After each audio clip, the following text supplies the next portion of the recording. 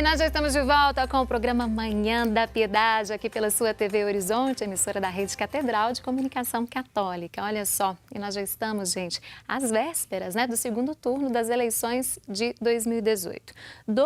Próximo domingo, nós iremos novamente às urnas para eleger governador em alguns estados, e o presidente da República. E este ano, de forma particular, a campanha eleitoral foi tensa, foi muito confusa para todas as pessoas, E isso, claro, devido à situação atual do país. E quando as coisas ficam assim, é necessário que nós, eleitores, tenhamos um bom discernimento na hora da escolha dos candidatos. E a Igreja Católica, como nós já sabemos, ela não indica candidatos, viu? Não tem essa proposta A ou B, mas cumpre um papel muito importante, muito interessante, de instruir e, claro, orientar os seus fiéis a discernirem e a fazerem uma boa escolha. Bom, e para conversar conosco sobre este assunto, eu recebo aqui no estúdio da TV Horizonte hoje o Dom Otacílio Ferreira de Lacerda, que é bispo auxiliar da Arquidiocese de Belo Horizonte. Dom Otacílio, bom dia, seja bem-vindo. Bom dia. Que alegria receber o senhor aqui no programa. É uma alegria estar aqui pela primeira vez nesse programa que, graças a Deus, está levando já e vai levar sempre uma boa notícia para nossas famílias, Manhã da Piedade. Que Deus abençoe nosso programa e que ele seja divulgado nos meios católicos e não católicos, porque é sempre uma mensagem de vida, de esperança e de paz. Sim. É uma alegria, então, falar com aqueles que estão nos assistindo pelos meios de comunicação social. Alegria e um toda, tema dificílimo. Muito difícil. Próximo domingo, segundo turno das eleições, que a gente pode passar para as pessoas que estão em casa, que ainda estão indecisas, o que elas devem seguir para ter uma orientação nesse dia, hein, Dom Otacílio?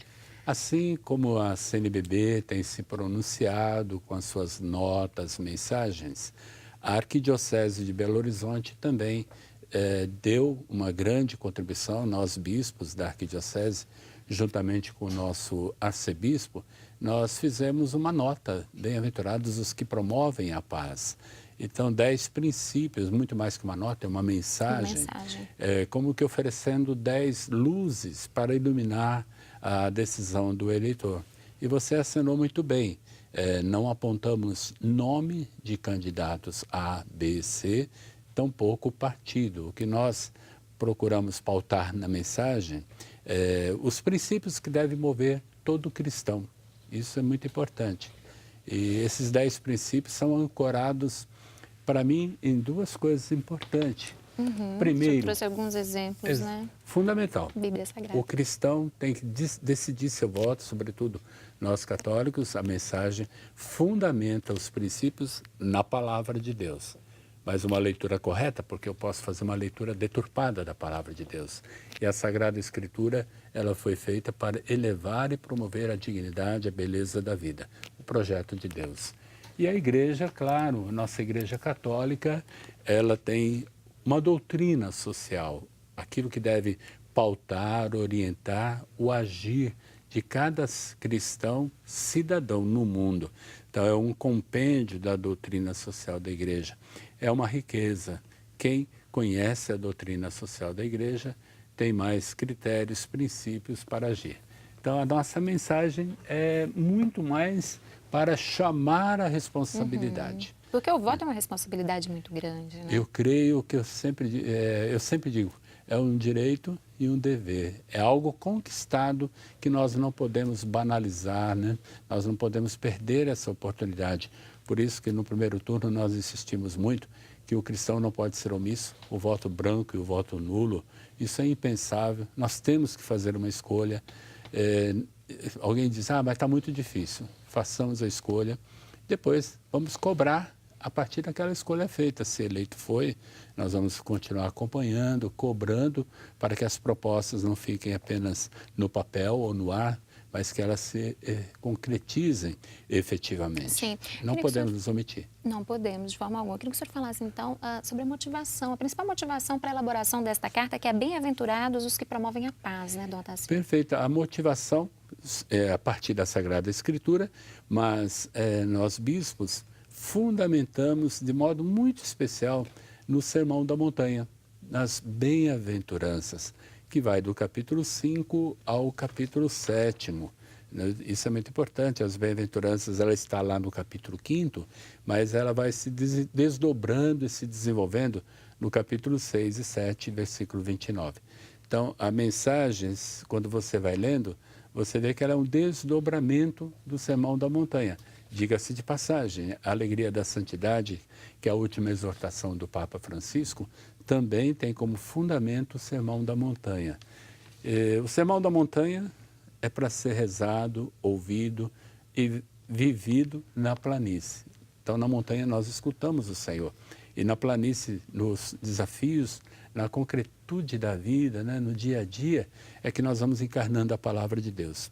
Então, é o Sermão da Montanha, capítulo 5, versículos 1 a 12a. Mas nosso Senhor, o evangelista Mateus, vai desdobrando cada bem-aventurança, uma atitude nova que o discípulo missionário do Senhor deve ter. E são 10 princípios que nós não podemos abrir mão, senão trairíamos o Evangelho. Acho que seria interessante dar uma passada. Vamos falar alguns? De antemão, já digo que quem estiver nos assistindo pode acessar no site da Arquidiocese, né? Está amplamente divulgado. Disponível, né? lá no site da Arquidiocese. Gravei também para facilitar aqueles que têm dificuldade de leitura. O primeiro, fundamental, é valorizar e promover a família, defender a vida em todas as suas etapas, é da concepção ao declínio natural. Então, observar isso nas propostas, nos planos de governo dos candidatos, né? A vida é sagrada. Então, não ao aborto, mas não a qualquer forma de violência ou intolerância, né? Agressões. Você falou, tão difícil. Por mais paixão que se tenha por um candidato, por um partido, é inadmissível a violência, a agressão do outro. A paz sempre em primeiro lugar. A paz acima de tudo. Bem-aventurados os que promovem a paz, né? Uma das bem-aventuranças, que serão chamados filhos de Deus. Então, valorizar a vida é sagrada, da fecundação ao declínio, né? Então, ser contra a legalização e a prática do aborto, também das drogas, pena de morte. Esse é o primeiro princípio sagrado. Depois, o cuidado com os pobres, essa preocupação com a desigualdade social, superar toda forma de pobreza através de políticas públicas. Políticas públicas, então, voltadas para a população carente, para ajudar essas pessoas. Políticas públicas que priorizam, né, a saúde, a educação, o lazer, os direitos sociais, né? Porque às vezes a gente fica falando muito de situações que acontecem em outros países, mas nós temos isso aqui no Brasil, aqui em Minas, bem pertinho da gente, né? E eu digo sempre que o caminho para o céu é o compromisso e a solidariedade com os pobres. Nós seremos julgados no juízo final, Mateus 25, o Papa Francisco também coloca na exortação Alegria da Santidade, que são 2 capítulos que nós nunca podemos deixar esquecido, aliás, a Bíblia inteira. Mas 2 capítulos têm que estar sempre no nosso coração, que é Mateus 5, Mateus 25. Um é uma proposta de vida, o outro já fala do julgamento. Seremos julgados pelo bem que fizemos ou pelo bem que não promovemos, pelo mal também, ou pela omissão também seremos julgados, né? A fome, o frio, o abandono, a acolhida do outro é a acolhida do próprio Senhor. Depois, o terceiro é o compromisso com a paz. Isso é fundamental, tanto que dia 1º de janeiro é o Dia Mundial da Paz e os papas sempre nos presenteiam com mensagens belíssimas para o Dia Mundial da Paz. Atitudes que promovam a paz sempre, então. Paz na família, paz nas comunidades, né? Então, se nós não promovermos naquela escolha a cultura da paz, estamos escolhendo errado. Isso vale para essa eleição, vale para outra eleição. Nossos princípios, é muito importante dizer, não tem prazo de validade. Por isso que eu acho que é importante. É muito mais o caminho curto de indicar nome não é o melhor. É melhor você ajudar as pessoas a terem critérios para todas as eleições, né? Passam as eleições, mas os princípios permanecem. E passa sempre, né? A gente tem que pensar que são mais 4 anos depois, né, do Otacílio. Daqui 2 anos, municipal. Então, indicar nomes é um caminho curto, mas não educa, não cria consciência. Nós devemos levar o outro e a outra a pensar.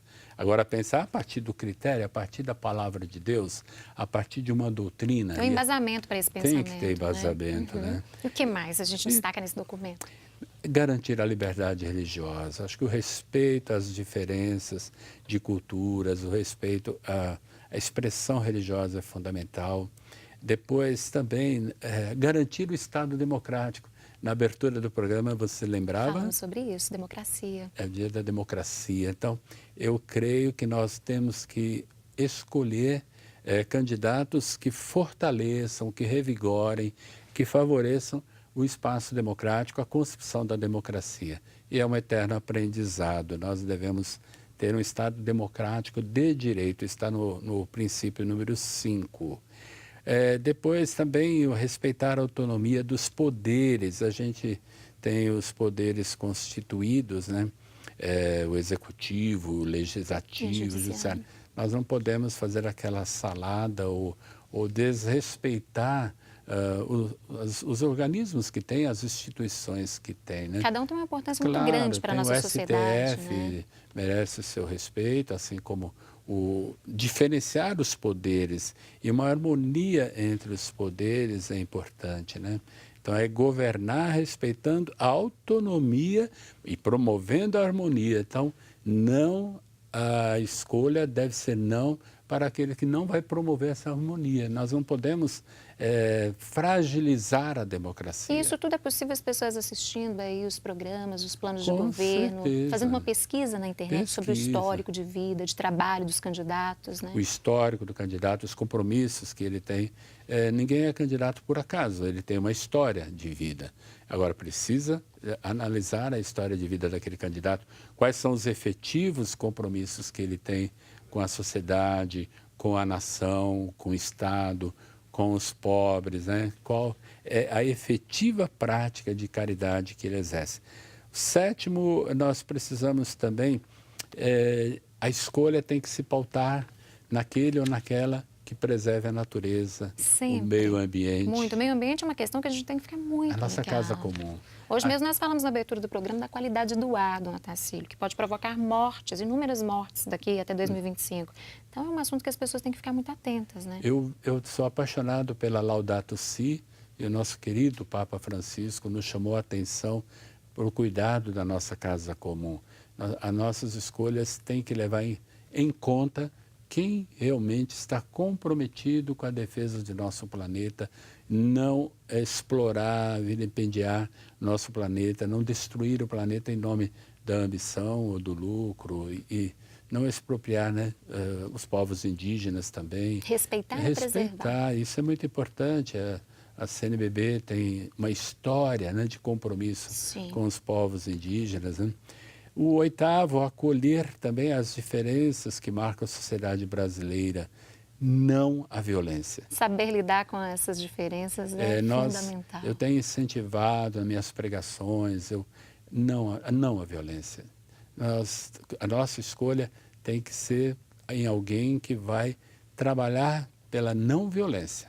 Eu tenho voltado muito a Gandhi, refletido, inclusive o Papa Francisco mencionou na mensagem do dia 1º de janeiro de 2017, tenho voltado muito a essas figuras que não traíram o que é fundamental, a vida, a cultura da vida e a cultura da paz. Sim, então temos que ser apaixonados pela cultura da vida e a cultura da paz.